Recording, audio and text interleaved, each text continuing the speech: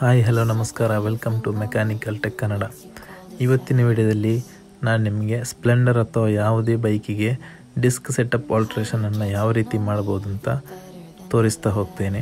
ಮತ್ತು direct suit ಆಗುವ disc ಸೆಟಪ್ಪನ್ನು ಯಾವ ರೀತಿ ನಾವು ಚಾಯ್ಸ್ ಮಾಡೋದು. ಅದರ ಫಿಯೋರೋ F2ನ ಹಬ್ ಇದು. ಆ್ಯಕ್ಚುಲಿ ಫಿಯೋರೋ 16 ಇಂಚ್ ಟೈರೇ ಹಾಕಿದ್ದೇವೆ, SD ಟೈರ್. ಇದಕ್ಕೆ ಪಲ್ಸರಿನ MC ಕಿಟ್ಟನ್ನು ನಾನಿಲ್ಲಿ ಯೂಸ್ ಮಾಡಿದ್ದೇನೆ. ಇದೇ ಗಾಡಿ ಆಗಬೇಕು ಅಂತ ಇಲ್ಲ, ಡಿಸ್ಕ್ ಸೆಟಪ್ಗೆ ಇದೊಂದು ಬೇರೆ ಗಾಡಿದು ಆಗ್ತದೆ. ಸಿಂಪಲ್ ಟ್ರಿಕ್ಸ್ ಇದೆ, ಈ ವಿಡಿಯೋದಲ್ಲಿ ಹೇಳ್ತೇನೆ. ಅದನ್ನು ಇಲ್ವ ಅಂತ ನಿಮ್ಗೆ ಕನ್ಫ್ಯೂಸ್ ಇರುತ್ತೆ.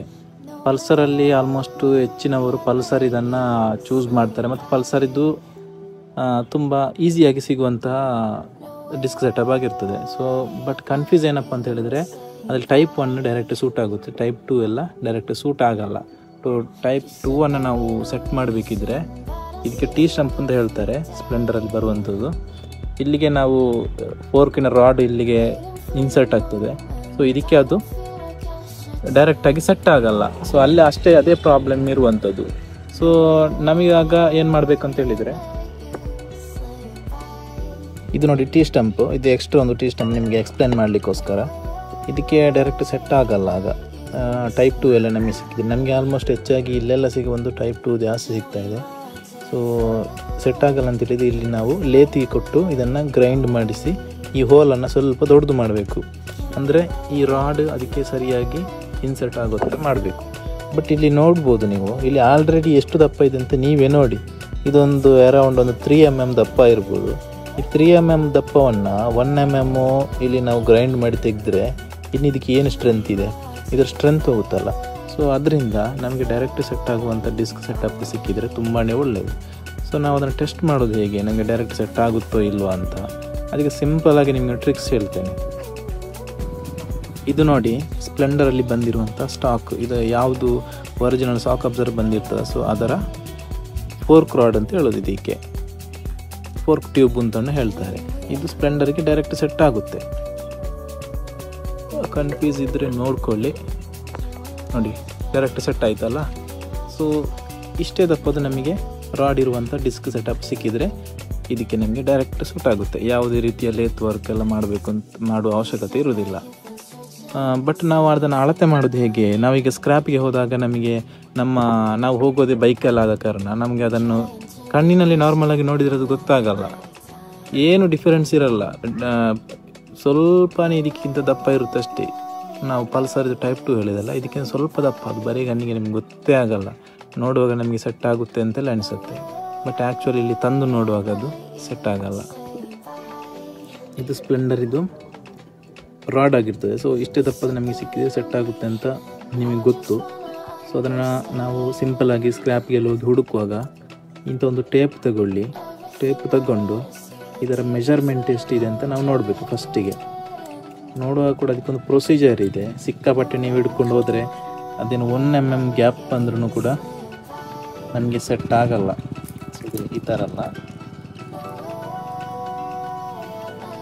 ಇಲ್ಲಿ ನೋಡಿ, ನೀವು ಏನಾದರೂ ಒಂದು ಪಾಯಿಂಟನ್ನು ನೀವು ಕರೆಕ್ಟಾಗಿ ಮಾರ್ಕ್ ಮಾಡ್ಕೋಬೇಕು. ನೋಡಿ ಇಲ್ಲಿ 1 ನಂಬರ್ ಇದೆಯಲ್ಲ, ಅದಕ್ಕೆ ಮತ್ತು ಈ 12 ಇದು ಸೆಂಟಿಮೀಟ್ರ್. ಆ್ಯಕ್ಚುಲಿ ಇದು ಆಲ್ಮೋಸ್ಟ್ ಸೇಮ್ ಇದೆ ಅಳತೆ, ಗೊತ್ತಾಯ್ತಾ? ಇದು ಅಳತೆ ಸೇಮ್ ಇದೆ. ಸೊ ಇದೇ ಅಳತೆಯ ರಾಡ್ ನಮಗೆ ಸಿಗಬೇಕು. ಇದೇ ರೀತಿ ಟೇಪನ್ನು ಇಟ್ಟು ನೋಡಬೇಕು. ಇನ್ನು ಇದರಲ್ಲಿ ಒಂದು ರೀತಿ ಇಟ್ಟು ನಾವು ಅಲ್ಲಿ ಅಳತೆ ಮಾಡುವಾಗ ಇನ್ನೊಂದು ರೀತಿ ಇಟ್ಟರೆ ಆಗೋದಿಲ್ಲ. ನೋಡ್ಬೋದು, ನಾನು ಕ್ರಾಸ್ ಯಾಕೆ ಇಟ್ಟಿದ್ದೇನೆ ಅಂತೇಳಿ ನಿಮಗೆ ಅರ್ಥ ಆಗ್ಬೋದು. ನೋಡಿ ಕರೆಕ್ಟಾಗಿ ಎಲ್ಲಿ ಕೂಡ ಸ್ವಲ್ಪ ಕೂಡ ಸಿಂಕ್ ಆಗಲ್ಲ ಈ ರೀತಿ ಇಟ್ಟರೆ. ನೀನು ಒಂದು ನಂಬರನ್ನೇ ಸೆಲೆಕ್ಟ್ ಮಾಡಬೇಕು ಅಂತ ಇಲ್ಲ, ಬಟ್ ಇಲ್ಲಿ ನೇರಕ್ಕೆ ನೇರ ಇರುವಂಥದ್ದು ಇಲ್ಲಿ 1 ನಂಬರ್. ಅದಕ್ಕೋಸ್ಕರ ನಾನು ಇದನ್ನೇ ರೆಫರ್ ಆಗಿ ತಗೊಂಡಿದ್ದೇನೆ. ಈ ರೀತಿ ಅಳತೆ ಮಾಡಿಕೊಂಡು ಹೋಗಿ ಕನ್ಫರ್ಮ್ ಆಯಿತು ಇದರ ಅಳತೆ ಎಷ್ಟಿದೆ ಅಂತ. ಸೊ ಹಾಗೆಯೇ ನಮಗೆ ಅಲ್ಲಿ ಸ್ಕ್ರ್ಯಾಪಲ್ಲಿ ಸಿಕ್ಕಿರುವಂಥ ಒಂದು ರಾಡ್ ಇರುತ್ತೆ. ಸೊ ಅದಕ್ಕೆ ಉದಾಹರಣೆಗೆ ಇದಂತಲೇ ಅಂದ್ಕೊಳ್ಳೋಣ, ಇದು ನಮಗೆ ಸ್ಕ್ರ್ಯಾಪಲ್ಲಿ ಸಿಕ್ಕಂಥ ಒಂದು ಏನು ಡಿಸ್ಕ್ ಸೆಟಪ್ ಆಗಿರ್ತದೆ. ಸೊ ಅದಕ್ಕೆ ಏನು ಮಾಡಬೇಕು, ಈ ರೀತಿಯಾಗಿಟ್ಟು ಅಳತೆ ಮಾಡಬೇಕು. ಕನ್ಫರ್ಮ್ ಆಯಿತಾ? ಇದು ಅದು ಎರಡು ಕೂಡ ಸೇಮ್ ಇದೆ, ಆದ್ದರಿಂದ ಇದು ಡೈರೆಕ್ಟ್ ಸೆಟ್ ಆಗ್ತಾ ಇದೆ. ನೋಡಿ 1 ನಂಬರ್ಗೆ ಇಲ್ಲಿ 12 ಕರೆಕ್ಟ್ ಆಗಿದೆ. 12ಗಿಂತ ಕಡಿಮೆ ಇದ್ದರೂ ಪರವಾಗಿಲ್ಲ, ಬಟ್ ಜಾಸ್ತಿ ಮಾತ್ರ ಇರಬಾರ್ದು. ಇನ್ನೊಂದು ಸೆಟ್ ಸರ್ಚ್ ಮಾಡ್ತಾರೆ. ಇನ್ನೊಂದು ಬೇರೆ ಗಾಡಿದು ಫೋರ್ಕ್ ರಾಡ್. ಇದು ಯಮಹಾ SZR ಅಲ್ಲಿ ಬಂದಂಥ ಫೋರ್ಕ್ ರಾಡ್ ಆಗಿರ್ತದೆ. ಇದನ್ನು ನೀವು ನೋಡಿ ಕರೆಕ್ಟಾಗಿ ಇಟ್ಟಿದ್ದೇನೆ. 1 ನಂಬರ್ ಇಲ್ಲಿ ಇದೆಯಾ, ಇದರ ಅಳತೆ ನೋಡಿ 13ಕ್ಕೆ ಇದೆ. ಅದರಿಂದ ಆ್ಯಕ್ಚುಲಿ 12ಕ್ಕೆ ಬರಬೇಕು. ಇದು 1 ಸೆಂಟಿಮೀಟ್ರ್ ಜಾಸ್ತಿ ಇದೆ. ಇದು ಸೆಟ್ ಆಗಲ್ಲ ಅಂತ ಆಯಿತು. ನಾವು ಪಲ್ಸರಲ್ಲಿ ಟೈಪ್ 2 ಅಲ್ಲಿ ನೋಡುವಾಗ ಕೂಡ ಅಷ್ಟೇ 12ಕ್ಕಿಂತ ಇಲ್ಲೊಂದು ಅರ್ಧ ಸೆಂಟಿಮೀಟ್ರ್ ಜಾಸ್ತಿ ಇರುತ್ತೆ ಅದರ ಸುತ್ತಳತೆ. ಅದರಿಂದ ಅದು ನಮಗೆ ಡೈರೆಕ್ಟಾಗಿ ಸೆಟ್ ಆಗಲ್ಲ. ಸೊ ಅದನ್ನು ಸೆಟ್ ಮಾಡಬೇಕಿದ್ರೆ ನಾನು ಆಲ್ರೆಡಿ ಹೇಳಿರುವ ಹಾಗೆ ಇಲ್ಲಿ ನಾವು ಇದನ್ನು ಗ್ರೈಂಡ್ ಮಾಡಬೇಕು. ನೋಡಿ, ಇದಕ್ಕೆ ಸೆಟ್ಟೇ ಆಗಲ್ಲ. ನೋಡಿ, ಇದಂತೂ ಬಿಲ್ಕುಲ್ ಇದನ್ನು ಸೆಟ್ ಮಾಡಲಿಕ್ಕೆ ಸಾಧ್ಯ ಇಲ್ಲ. ಇದು ಗ್ರೈಂಡ್ ಮಾಡಿದರೆ ಆಗೋ ಕೆಲಸ ಅಲ್ಲ. ತುಂಬ ತೆಗಿಬೇಕು, ತುಂಬ ತೋರ ಇರುವಂಥ ರಾಡ್ ಇದು. ಬಟ್ ಇದು ಡೈರೆಕ್ಟ್ ಸೆಟ್ ಆಗುವಂಥದ್ದು. ಕೆಲವು ಡೈರೆಕ್ಟ್ ಸೆಟ್ ಆಗಲ್ಲ. ಸೊ ಆ ರೀತಿ ಆಗುವಾಗ ನಾವು ಇಲ್ಲಿ ಗ್ರೈಂಡ್ ಮಾಡಬೇಕು. ಗ್ರೈಂಡ್ ಮಾಡೋದು ನಾನು ಖಂಡಿತ ನಿಮಗೆ ರೆಕಮೆಂಡ್ ಮಾಡಲ್ಲ, ಯಾಕೆಂದರೆ ಖಂಡಿತವಾಗ್ಲೂ ಅದು ಸೇಫ್ ಅಲ್ಲ. ಇದರ ಸ್ಟ್ರೆಂತ್ ಆಲ್ರೆಡಿ ಹೋಗುತ್ತೆ. ಅದಕ್ಕೋಸ್ಕರ ನೀವು ಡೈರೆಕ್ಟ್ ಸೆಟ್ ಆಗುವಂಥ ಡಿಸ್ಕ್ ಸೆಟಪ್ಪನ್ನೇ ಹುಡುಕುವ ಮೆಥಡನ್ನು ನಿಮಗೆ ಎಕ್ಸ್ಪ್ಲೈನ್ ಮಾಡಿದೆ. ನಿಮಗೆ ಅರ್ಥ ಆಗಿದೆ ಅಂದ್ಕೋತೀನಿ. ಓಕೆ, ನಾವಿವಾಗ ಇದನ್ನೆಲ್ಲ ರೀಫಿಟ್ ಮಾಡ್ಕೊಳ್ಳೋಣ. ಇದೊಂದು ಪೈಪನ್ನು ಒಂದು ಕವರ್ ಕೊಟ್ಟಿದ್ದೇನೆ. ಅದು ಯಾಕಂತ ಹೇಳಿದರೆ ಅಲ್ಲಿ ನಾನು ಹೈಟ್ ನಟ್ಟನ್ನು ಯೂಸ್ ಮಾಡಿದ್ದೇನೆ. ಸೊ ಅದು ನಿಮಗೆ ಫಿಟ್ ಮಾಡಿ ಆದಮೇಲೆ ಅಲ್ಲಿ ಒಂದು ಕಟ್ಟಿನಾಗೆ ಕಾಣ್ತದೆ. ಸೊ ಅದು ಕಾಣಬಾರ್ದು ಅಂತೇಳಿ 1 ಇಂಚ್ ಪೈಪನ್ನು ಕಟ್ ಮಾಡಿ ಅದಕ್ಕೆ ಆ ರೀತಿ ಕೊಟ್ಟು ಅದಕ್ಕೆ ಸ್ಟಿಕ್ಕರಿಂಗ್ ಮಾಡಿದ್ದೇನೆ. ನಿಮಗೂ ಕೂಡ ಇದೇ ರೀತಿ ಮಾಡ್ಬೋದು, ಮತ್ತು ಅದು ಚೆನ್ನಾಗಿ ಕಾಣಿಸುತ್ತೆ. ಮತ್ತು ಅದು ಇವಾಗ ನಿಮಗೆ ಹೈಟ್ ನಟ್ ನಾವು ಸಪ್ರೇಟ್ ಹಾಕಿದರೆ ಅದು ಸ್ಟೀಲ್ ಆಗಿರಲ್ಲ, ಅದು ಮೆಟಲ್ ಆಗಿರುತ್ತೆ. ಸೊ ಅದು ರಸ್ಟ್ ಬರುತ್ತೆ. ಅದಕ್ಕೂ ಕೂಡ ಇದು ತುಂಬಾ ಯೂಸ್ ಆಗುತ್ತೆ. ಗೊತ್ತೇ ಆಗಲ್ಲ ಏನು ಮಾಡಿದ್ದಾರೆ ಅಂತೇಳಿ. ಅದನ್ನು ಮೆಥಡನ್ನು ಫಾಲೋ ಮಾಡ್ಬೋದು. ನೆಕ್ಸ್ಟ್ ಇಲ್ಲಿ 2 ಫೋರ್ಕ್ ಅಸೆಂಬ್ಲಿನ ಕೂಡ ಕರೆಕ್ಟಾಗಿ ಫಿಟ್ ಮಾಡ್ತಾ ಇದ್ದೇನೆ. ಇದು ಫಿಟ್ ಮಾಡಿ ಆದಮೇಲೆ ನೆಕ್ಸ್ಟ್ ಮಡ್ಗಾರ್ಡನ್ನು ಫಿಟ್ ಮಾಡ್ಕೋಬೇಕು. ಮತ್ತು ವೀಲ್ ಫಿಟ್ ಮಾಡಿ ಆದಮೇಲೆ ಮಡ್ಗಾರ್ಡ್ ಫಿಟ್ ಮಾಡೋದು ಸ್ವಲ್ಪ ಕಷ್ಟ. ಅಲ್ಲಿ ಬೋಲ್ಟ್ ಹಾಕಿ ಅದಕ್ಕೆ ಸ್ಪ್ಯಾನರ್ ಯೂಸ್ ಮಾಡೋಕ್ಕಾಗಲ್ಲ. ಅದಕ್ಕೋಸ್ಕರ ನಾನು ಮಡ್ಗಾರ್ಡನ್ನು ವೀಲ್ ಫಿಟ್ ಮಾಡೋಕ್ಕಿಂತ ಮುಂಚೆನೇ ನಾನು ಸೆಟ್ ಮಾಡ್ತಾ ಇದ್ದೇನೆ. ಇದು ಹೆಚ್ಚಿನವರು ಯೂಸ್ ಮಾಡುವಂಥ ಮಡ್ಗಾರ್ಡ್ ಆಗಿರುತ್ತೆ. ಟ್ವಿಸ್ಟರ್ ಮಡ್ಗಾರ್ಡ್ ತುಂಬಾ ಟ್ರೆಂಡಿಂಗಲ್ಲಿದೆ. ಈ ಮಡ್ಗಾರ್ಡ್ ಸೂಪರಾಗಿ ಕಾಣಿಸುತ್ತೆ ಇದು ಡಿಸ್ಕ್ ಸೆಟಪ್ಗೆ. ಮತ್ತು ನಾವು ಗಾಡಿಯನ್ನು ಹೈಟ್ ಮಾಡಿರ್ತೀವಲ್ಲ, ಸೊ ಹೈಟ್ ಮಾಡಿ ಆದಾಗ ನಮಗೆ ಫೋರ್ಕಲ್ಲಿ ತುಂಬ ಗ್ಯಾಪ್ ಕಾಣಿಸುತ್ತೆ. ಸೊ ಅದು ಫಿಲ್ ಆಗಬೇಕಿದ್ರೆ ಈ ಮಡ್ಗಾರ್ಡನ್ನು ಫಿಟ್ ಮಾಡಿದರೆ ಆ ರಾಡ್ ಅಷ್ಟೊಂದು ಹೈಟಲ್ಲಿ ಇರುವಂಥದ್ದು ನಮ್ಗೆ ಕಾಣಿಸಲ್ಲ. ಮತ್ತು ಈ ಸಾರಿ ನಾನು ಫೋರ್ಕ್ ಬೂಟನ್ನು ಯೂಸ್ ಮಾಡ್ತಾ ಇಲ್ಲ. ನಾನು ಮುಂಚೆ ಇದನ್ನು ಯೂಸ್ ಮಾಡಿದ್ದೆ, ಬಟ್ ಈ ಥರ ಡಿಫ್ರೆಂಟ್ ಆಗಿರಲಿ ಅಂತೇಳಿ ನಾನು ಫೋರ್ಕ್ ಬೂಟನ್ನಲ್ಲಿ ತೆಗೆದಿದ್ದೇನೆ. ಇದಕ್ಕೆ 4 ಬೋಲ್ಟ್ಗಳು ಬರುತ್ತೆ. ಇಲ್ಲಿ ನಾನು 12 ನಂಬರ್ ಬೋಲ್ಟ್ ನಟ್ಟನ್ನು ಯೂಸ್ ಮಾಡಿದ್ದೇನೆ. ಇದು ಆಲ್ರೆಡಿ ಫಿಟ್ ಮಾಡಿದ್ದೇನೆ. ಇದರ ಬಗ್ಗೆ ಒಂದು ವಿಡಿಯೋ ಕೂಡ ಹಾಕಿದ್ದೇನೆ ಹೇಗೆ ಫಿಟ್ ಮಾಡೋದು ಅಂತ ಹೇಳಿ. ಸೊ ಬೇಕಿದ್ದರೆ ಇಲ್ಲಿ ಡಿಸ್ಕ್ರಿಪ್ಷನಲ್ಲಿ ಕೊಟ್ಟಿರ್ತೇನೆ ಅಥವಾ ಐ ಬಟನ್ ಲಿಂಕ್ ಮಾಡಿರ್ತೇನೆ, ಅಲ್ಲಿ ಗಮನಿಸ್ಬೋದು. ಇದು 4 ಬೋಲ್ಟ್ಗಳನ್ನು ಟೈಟ್ ಮಾಡಿಕೊಂಡು ನೆಕ್ಸ್ಟ್ ಇಲ್ಲಿ ನಾವು ವೀಲ್ ಅಸೆಂಬ್ಲಿಯನ್ನು ಸೆಟ್ ಮಾಡಬೇಕು. ನೋಡಿ, ಇದು ಸ್ಪೇಸರ್. ನಾನು ಆಗ ನಿಮಗೆ ಹೇಳಿದ್ದೇನೆ ಆ ಸ್ಪೇಸರ್ನ ಬಗ್ಗೆ. ಇಲ್ಲಿ ಆಕ್ಸಿಲ್ ರಾಡನ್ನು ಇಟ್ಟುಕೊಂಡು ಕರೆಕ್ಟಾಗಿ ನಾವು ಸ್ಪೇಸರನ್ನು ಯೂಸ್ ಮಾಡುವಾಗ ನಮಗೆ ಯಾವ ಡಿಸ್ಕ್ ಸೆಟಪ್ ಸಿಕ್ಕಿದ ಸೊ ಅದರಲ್ಲಿ ಸಿಕ್ಕಂಥ ಸ್ಪೇಸರನ್ನೇ ಯೂಸ್ ಮಾಡಬೇಕು. ನಾವು ಬೇರೆ ಸ್ಪೇಸರನ್ನು ಯೂಸ್ ಮಾಡಿದರೆ ಇದಕ್ಕೆ ಅಷ್ಟೊಂದು ಸೆಟ್ ಆಗಲ್ಲ. ಸೊ ಬೇರೆ ನಮಗೆ ಸಪೋಸ್ ಡಿಸ್ಕ್ ಸೆಟಪ್ಪಲ್ಲಿ ಸ್ಪೇಸರ್ ಸಿಕ್ಕಿಲ್ಲ, ಎಲ್ಲೋ ಮಿಸ್ ಆಗಿದೆ ಅಂದರೆ ನಮಗೆ ಆಲ್ಟರ್ನೇಟಿವ್ ಮಾಡ್ಕೋಬೋದು. ಅದಕ್ಕೆ ಬೇರೆ ಮೆಥಡ್ ಇದೆ. ನಾವು ಕ್ಯಾಲಿಪರನ್ನು ಎಲ್ಲ ಸೆಟ್ ಮಾಡಿ ಅಲ್ಲಿ ಎಷ್ಟು ಗ್ಯಾಪ್ ಬರುತ್ತೆ ಅದರ ಮೇಲೆ ನಾವು ಸ್ಪೇಸರನ್ನು ರೆಡಿ ಮಾಡಿಕೊಂಡು ಸೆಟ್ ಮಾಡ್ಕೋಬೇಕಾಗ್ತದೆ. ನಂತರ ಈಚೆ ಪಿನಿಯನ್ ಬಾಕ್ಸು ಕೂಡ ಹಾಗೆ, ಅದು ಕೂಡ ಬೇರೆ ಗಾಡಿದು ಯಾವುದೋ ಸೆಟ್ ಆಗೋದಿದ್ರೆ ನಮಗೆ ಮಾಡ್ಬೋದು, ಹಾಕ್ಬೋದು, ಆಗಲ್ಲ ಅಂತಲ್ಲ.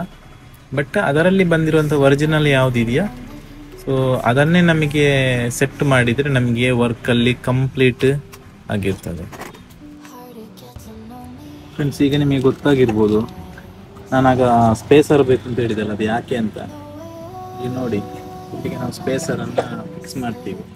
ಮತ್ತು ಈ ಸೈಡ್ ಪಿನಿಯನ್ ಬಾಕ್ಸ್.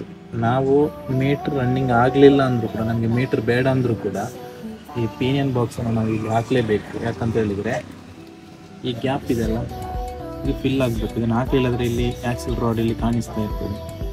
ಇಲ್ಲಿ ಕೂಡ ಹಾಗೆ ಈ ಸ್ಪೇಸರನ್ನು ಹಾಕಲಿಲ್ಲ ಅಂದರೆ ವೀಲ್ ಆಚೆ ಈಚೆ ಸ್ವಿಂಗ್ ಆಗೋ ಚಾನ್ಸ್ ತುಂಬಾ ಇದೆ.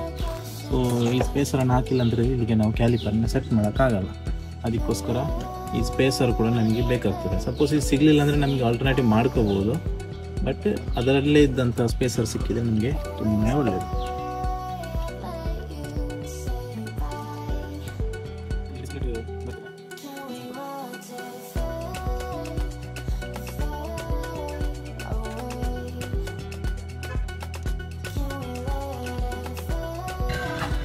ಫ್ರೆಂಡ್ಸ್, ಇಲ್ಲಿಗೆ ಡಿಸ್ಪ್ಲೇ ಸೆಟಪ್ನ ವೀಡಿಯೋ ಕಂಪ್ಲೀಟ್ ಆಗಿದೆ. ನಿಮಗೆ ಅರ್ಥ ಆಗಿರ್ಬೋದು ಅನ್ಕೋತಾನೆ. ಇದು ಪಲ್ಸರ್ ನೇಮ್ ಸಿಗುತ್ತೆ. ಇದು ನಮಗೆ ಯಾವ ಡಿಸ್ಕ್ ಸಿಕ್ಕಿತ್ತಾ, ಸೊ ಅದರದ್ದೇ ಆಗಬೇಕಂತ ಏನಿಲ್ಲ, ಯಾವ ಗಾಡಿದು ಆಗ್ತದೆ.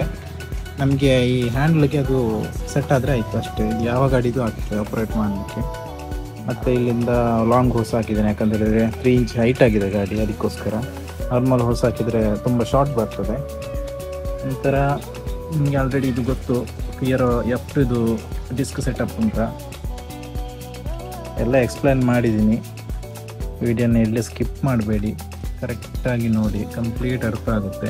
ಇದಕ್ಕೆ ನಾನು ಪೇಂಟಿಂಗ್ ಮಾಡಿಲ್ಲ, ಯಾಕಂತೇಳಿದ್ರೆ ಇದಕ್ಕೆ 4 ಕಾರ್ಡ್ ಹಾಕಬೇಕು ಅಂತ ಪ್ಲ್ಯಾನಿಂಗ್ ಇದೆ. ಸೊ ಅದಕ್ಕೋಸ್ಕರ ಇದಕ್ಕೆ ಪೇಂಟಿಂಗ್ ಮಾಡೋಕ್ಕೆ ಹೋಗಿಲ್ಲ ನಾನು. ಇವಾಗ ಏನಿದೆಯೋ ಅದೇ ಇದೆ. 4 ಕಾರ್ಡ್ ಹಾಕೋದು ಇದು ಫುಲ್ ಕವರ್ ಆಗುತ್ತೆ, ಅದಕ್ಕೋಸ್ಕರ. ಕರೆಕ್ಟಾಗಿ ಡಿಸ್ಕ್ ವರ್ಕಿಂಗ್ ಇದೆ, ತುಂಬಾ ಚೆನ್ನಾಗಿದೆ ಲುಕ್ ಕೂಡ. ಇದು SD ವೀಲ್ 16 ಇಂಚ್ ವೀಲ್ ಹಾಕಿದ್ದೀನಲ್ಲ, ಸೊ ಅದಕ್ಕೆ ತುಂಬ ಚೆನ್ನಾಗಿ ಕಾಣಿಸುತ್ತೆ ಲುಕ್ಕು.